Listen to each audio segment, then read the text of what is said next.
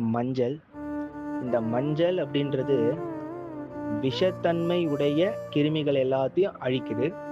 அழிக்கிறது மாத்திரம் இல்லாத அது திருப்பி அந்த இடத்துல வராத மாதிரியும் பண்றது இந்த மஞ்சளுடைய ஒரு வேலை.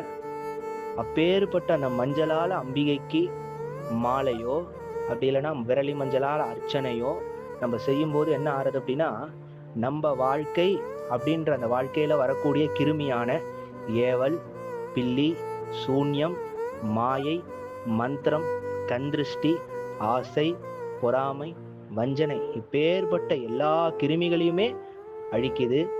அது மாத்திரம் இல்லாத அது வராத அளவுக்கு நம்மள ஒரு பாதுகாப்பு அரணாக இருக்குது. அந்த மாதிரியான வேலையை பண்றா மகாவராகி. மஞ்சள் மாலையை சாத்துற ஒரு பக்தனுக்கோ இல்லது மஞ்சளால அர்ச்சனை பண்ணக்கூடிய ஒரு பக்தனுக்கோ இப்பேற்பட்ட அனுகிரகத்தை மகாவராகி செய்றா.